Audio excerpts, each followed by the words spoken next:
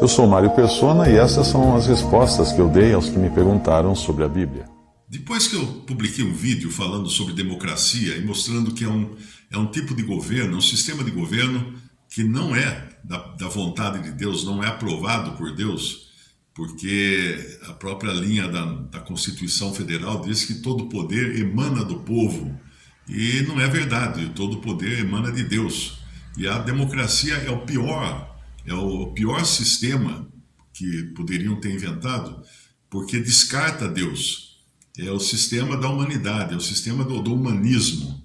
E depois que eu publiquei esse vídeo, claro, vieram muitos comentários bravos, né, de pessoas que não concordavam e tudo mais, mas é que a maioria das pessoas ficou tão acostumada com democracia ser uma palavra benigna, que nunca pararam para analisar o que realmente representa essa ideia de poder que emana do povo.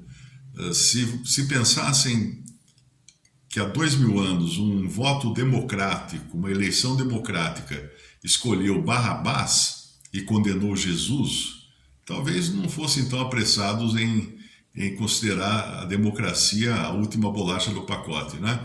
Mas tem um texto que foi escrito por Frank Binford Hall e publicado em 1920.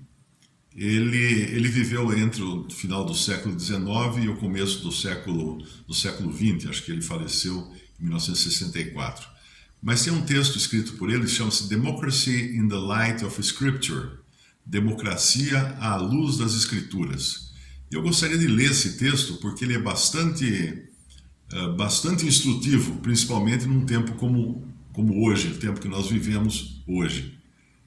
Ele começa assim: no presente momento prevalecem duas grandes ideias no mundo, no que diz respeito à sua existência nacional, política e social. Elas são radicalmente diferentes e claramente incoerentes uma em relação à outra. Todavia, o atual estado de coisas nos leva a suspeitar que ainda está para ser encontrada uma forma de poder para reuni-las numa espécie de amálgama, e a voz das escrituras proféticas nos confirmam essa expectativa. As duas grandes ideias são, respectivamente, a democracia e o imperialismo. Há muito tempo, ambas têm estado em cena. Já faz um bom tempo que elas andam juntas. A democracia se nos apresenta como o produto acabado da sabedoria das eras. Pode-se dizer que a história nos dá o registro longo e sombrio de experiências humanas na arte de governar. E com base na experiência passada, a ideia democrática tem evoluído e agora detém o domínio entre as nações mais esclarecidas, né? Usando a famosa frase de Abraham Lincoln, a democracia trata-se do governo do povo, pelo povo e para o povo. Na prática, ela resume-se à ideia de pessoas serem governadas por uma maioria, pois nunca há unanimidade, e, portanto, a minoria deve ceder, e ela ensina que a maioria deve governar por meio dos seus representantes acreditados para o bem de todas as pessoas, e não para os interesses apenas da maioria. Se a democracia faz realmente isso, é naturalmente outra história. A ideia imperialista tem como lema a união faz a força. No contexto nacional, ela cria alianças e ligas poderosas entre grupos de nações. Na política, ela se expressa em grupos de partidos que visam alcançar o que eles não poderiam conseguir fazer individualmente. Socialmente, ela produz corporações gigantes, federações de indústrias, sindicatos, etc. Ela ainda pode ser vista no mundo religioso na forma de uma federação de igrejas. Ela é, na verdade, um retrocesso para a velha ideia que animou os antediluvianos, ou as pessoas que viveram antes do dilúvio, nos seus esquemas em Babel. Você encontra isso em Gênesis, capítulo 11, versículos 1 ao 9. A nossa preocupação atual não é de todo com as vantagens ou desvantagens políticas da democracia. No entanto, a fim de obtermos a luz que a palavra de Deus derrama sobre ela, nós desejamos discernir o seu verdadeiro caráter e prever aonde ela chegará com o tempo. Em primeiro lugar, portanto, devemos perguntar às Escrituras qual seria o modo de Deus para o governo da terra. Ele tem, naturalmente, uma opinião sobre o assunto, e quanto mais nós a aprendermos com clareza, mais estaremos em posição de julgarmos toda e qualquer teoria proposta pelo homem. No início, Adão, como um ser ainda não caído, foi colocado na posição de única autoridade. Ele era a imagem de Deus, ou seu representante, e tinha domínio sobre as classes mais baixas dos seres criados, a saber, os animais. Nós vemos isso em Gênesis, capítulo 1, versículo 26. Nenhum pensamento de autoridade sobre outros seres humanos existia naquele momento. Este ponto não foi levantado até que o pecado tivesse entrado em cena. A sua autoridade, do modo como lhe fora concedida, era absoluta, e a sua responsabilidade era apenas para com Deus. Após o pecado ter invadido a criação, um longo tempo se passou durante o qual nenhuma autoridade havia ainda sido delegada ao homem da parte de Deus, e, portanto, nenhum homem tinha qualquer autoridade sobre os seus semelhantes. Essa era terminou com o dilúvio. Todavia, a primeira era pós-diluviana iniciou-se com uma maior delegação de autoridade. Noé e seus filhos, após ele, depois de Noé, receberam a responsabilidade de manter os direitos de Deus no homem, especialmente no que diz respeito à sacralidade da vida humana. Veja isso em Gênesis, capítulo 9, versículos 5 e 6. Deus ali delegava a certos homens autoridade sobre seus semelhantes, ao ponto de estarem autorizados a executar a pena capital, ou seja, a pena de morte. A autoridade patriarcal era assim estabelecida. Entre aqueles que logo depois deixaram de lado o temor de Deus e não se importaram de ter conhecimento de Deus, conforme coloca Paulo na sua carta aos Romanos, capítulo 1, versículo 28, esta autoridade evidentemente mudou a sua forma. Não era mais patriarcal no seu caráter, mas acabou caindo nas mãos de homens hábeis e de renome, como era Nimrod. Isso está em Gênesis 10, versículos 8 ao 10. E após a confusão das línguas em Babel, apareceram as nações com seus respectivos reis. No entanto, aqueles que ainda temiam a Deus aderiram à ordem patriarcal, até que Deus empregou a sua mão para libertar Israel do Egito e levantou Moisés. Aquilo marcou um novo começo. Moisés foi investido por Deus de uma autoridade no meio de Israel muito além de qualquer coisa que Noé tivesse recebido. É verdade que no início a sua autoridade foi rejeitada. Nós lemos em Atos capítulo 7, 27, o que ofendia o seu próximo o repeliu, dizendo: quem te constituiu príncipe e juiz sobre nós? Mas também lemos que a este Moisés, ao qual haviam negado, dizendo: quem te constituiu príncipe e juiz, a este enviou Deus como príncipe e libertador pela mão do anjo que lhe aparecera na sarça. Isso está em Atos 7:35. Moisés era de fato rei em Jesulum, Deuteronômio 33, versículo 5. Mas aquele era um reinado de uma ordem informal.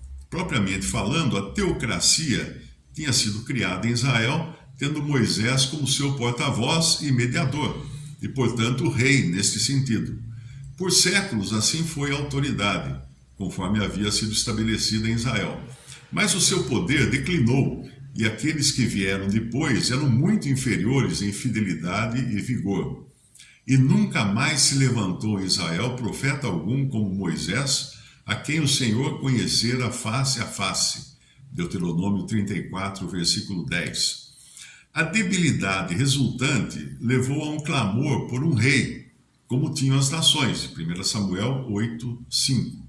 E após o episódio do rei teimoso, e segundo a preferência do povo, Deus levantou a Davi e estabeleceu a autoridade real em uma base adequada. Ele era para ser príncipe sobre o povo de Deus e executor de juízo sobre os seus inimigos. Isso você lê em 2 Samuel 7, de 8 ao 9. Ele também era para dar a Israel sua herança. Então ele os alimentou, segundo a integridade do seu coração, e os guiou com a perícia de suas mãos. Salmos 78, versículos 71 a 72. A autoridade de Davi era absoluta e cabia a ele governar. Ele devia executar juízo quando necessário, mas devia também alimentar seus súditos e orientá-los. O seu governo era para ser absoluto, mas também totalmente beneficente. Com o fracasso da descendência de Davi, perdeu-se a glória do seu governo e, finalmente, Deus transferiu a autoridade para as mãos dos gentios. Esta foi confiada inicialmente a Nabucodonosor, conforme mostrado em Daniel capítulo 2, versículos 37 ao 38. E embora o sonho do grande rei, como é registrado nesse capítulo 2 de Daniel, prenunciasse as mudanças que viriam nas formas de governo, no entanto mostrava que a autoridade por detrás do governo, qualquer que fosse a sua forma, permaneceria nas mãos dos gentios, até que a execução súbita da ira divina sobre todo orgulho e abuso do poder que fora confiado ao homem fosse um fato consumado. Então deveria aparecer o reino, que seria de eternidade a eternidade, conforme Daniel 2:20. E esse reino será dado ao Filho do Homem, que irá exercer o domínio absoluto para a bênção dos homens. Isso está em Daniel, capítulo 7, versículo 13, e também no versículo 9. Esse Filho do Homem irá desejar, no entanto, levar e usar, em conexão com o seu governo, os santos do Altíssimo, ou dos lugares altos, versículos 18 e 22, e também um povo que irá possuir o reino debaixo de todo o céu, ou seja, na sua esfera terrestre. Esse povo, evidentemente, é Israel. Esse rápido esboço do curso do governo entre os homens é suficiente para mostrar que existe uma característica que prevalece do começo ao fim. Deus, e somente Deus, é sempre a autoridade final.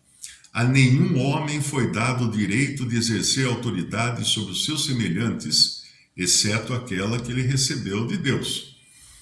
É por isso que em passagens como Romanos 13, de 1 a 6, e 1 Pedro 2, de 13 a 15, a obediência às autoridades governantes é ordenada ao cristão. O apóstolo Paulo nos diz que não há potestade que não venha de Deus, e as potestades que há foram ordenadas por Deus. Passando agora do governo, tal como nos é apresentado nas Escrituras, para a prática do mesmo por aqueles a quem ele foi confiado na terra, logo vemos que a autoridade delegada sofreu um terrível abuso, como tudo mais que foi confiado ao homem caído. A tirania e o egoísmo têm crescido em todos os lugares. E a história é um registro das longas e dolorosas lutas por meio das quais as nações passaram de uma forma de governo para outra, ou introduziram modificações nos seus vários sistemas governamentais na vã esperança de evoluírem para uma condição ideal. De todas essas mudanças, a democracia é a mais recente, e não é surpresa para ninguém que o seu nascimento tenha sido versado nos mesmos abusos que a conceberam. Comparando-a, entretanto, não com os seus antecessores, mas com os ideais das Escrituras, que devem ser plenamente realizados no milênio, logo vemos que ela está irremediavelmente condenada à semelhança de qualquer outra forma de governo que já tenha existido. A razão é que ela, de forma aberta e despudoradamente, depõe Deus como fundamento e fonte de autoridade e coloca o homem, ou seja, o povo, em seu lugar. O abismo entre os dois é tão grande quanto o que existe entre o céu e o inferno. Para o democrata convicto, existe apenas uma questão que realmente importa, isto é, saber qual é a vontade do povo. Perguntar o que pode estar certo, o que, em outras palavras, pode ser a vontade de Deus, passa a ser irrelevante. O que as pessoas desejam é aquilo que será considerado como sendo a coisa certa. E as funções de um governo verdadeiramente democrático são a realização dos desejos do povo, colocando-se como humilde servo da vontade deste, seja ela certa ou errada. Nesta questão, como em todas as outras, a cruz de nosso Senhor Jesus Cristo coloca o cristão diante de um teste supremo. Naquela hora solene, Pôncio Pilatos, o governador que representava César, tinha poder absoluto sobre Cristo, detido e acusado sob a sua jurisdição. No entanto, em um momento de fraqueza incomum até, a autocracia abdicou de suas funções e o registro daquela hora é apresentado da seguinte forma: Então Pilatos, vendo que nada aproveitava, antes o tumulto crescia, tomando água, lavou as mãos diante da multidão, dizendo: Estou inocente do sangue deste justo. Considerai isso. Mateus 27 e 24. Mas eles instavam com grandes gritos, pedindo que fosse crucificado. E os seus gritos, e os dos principais dos sacerdotes, redobravam. Então Pilatos julgou que devia fazer o que eles pediam. Lucas 23, de 23 a 24. Como representante de César, Pilatos lavou as mãos de toda aquela questão, ao mesmo tempo em que, atuando como presidente de uma democracia, que exerceu por apenas um breve instante, ele julgou que devia fazer o que eles pediam, o que o povo pedia. Do ponto de vista da aplicação dos princípios democráticos, isso pode ter sido visto como correto. O povo escolheu, o povo é quem manda. Porém, se enxergado de qualquer outro ângulo, representou o mais ultrajante erro já cometido em toda a história da humanidade. Agora, voltando ao sonho da estátua de Nabucodonosor, conforme é registrado em Daniel 2, no capítulo 2 de Daniel, nós podemos compreender melhor o significado do barro que entrou na estátua quando chegamos aos seus pés. A visão de Daniel, no capítulo 7 do seu livro, apresenta o curso dos 4 grandes impérios gentios nas suas relações entre os homens, e eles são retratados como animais selvagens em seu poder de destruição. O sonho de Nabucodonosor, por outro lado, nos apresenta os mesmos 4 impérios, mas como se estabelecesse o caráter e a qualidade dos seus governos. E, portanto, o que os identifica é uma constante deterioração nos metais que são ali mostrados. Deus começou os tempos dos gentios com uma forma ideal de governo, embora o homem que exercia o seu poder estivesse longe de ser o ideal. Que essa era uma forma ideal de governo, isso fica comprovado pelo fato de que Deus irá usá-la no milênio, quando o homem ideal aparecer e, por meio dessa forma ideal de governo, julgar o mundo com justiça. Logo, tudo será paz e bênção. À medida que se desenvolveram os impérios, os homens se desviaram do ideal de ouro, introduzindo modificações humanas, e o governo tornou-se prata, bronze e ferro, à medida que mais e mais pensamentos divinos eram deixados de lado e políticas humanas vinham à tona. É, no entanto, na última fase do último império, a fase romana, que se encontra pela primeira vez a introdução de barro, uma substância não metálica. Esse foi um sinal evidente de que antes do fim deveria ser introduzida no sistema de governo prevalecente um princípio que não era tanto uma completa modificação do antigo, mas mesmo assim era algo fundamental e radicalmente diferente. Lá em Daniel capítulo 2, versículo 42, diz assim: Assim, por uma parte, o reino será forte, e por outra será frágil.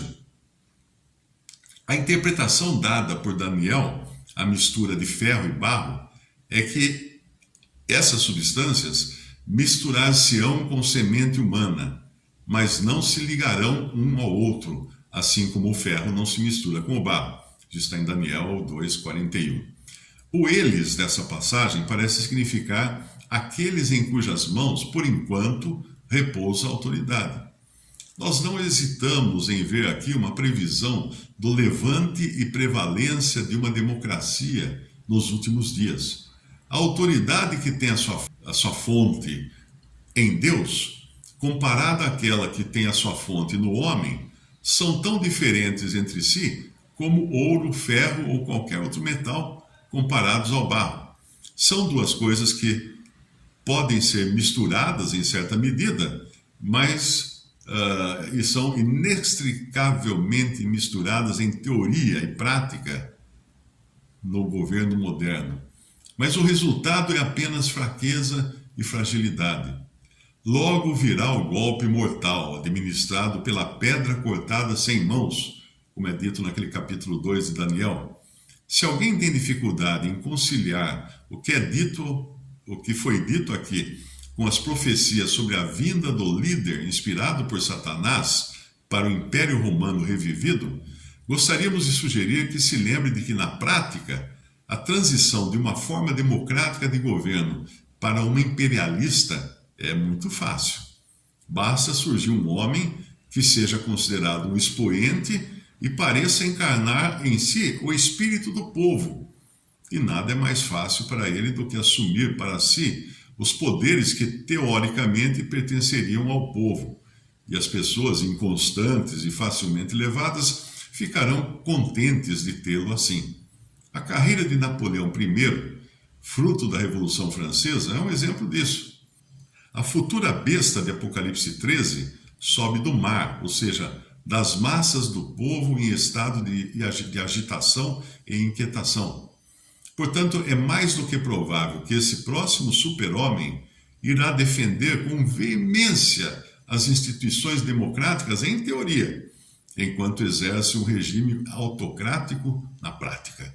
Ferro misturado com barro.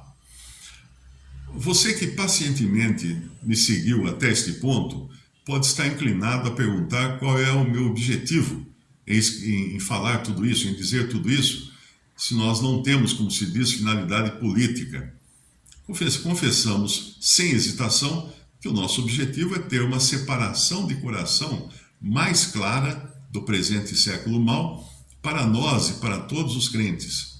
Sabemos muito bem que nada além de uma boa consciência permanente da excelência do conhecimento de Cristo Jesus, nosso Senhor, pode efetivamente elevar nossas almas acima do nível do mundo e de seus pensamentos.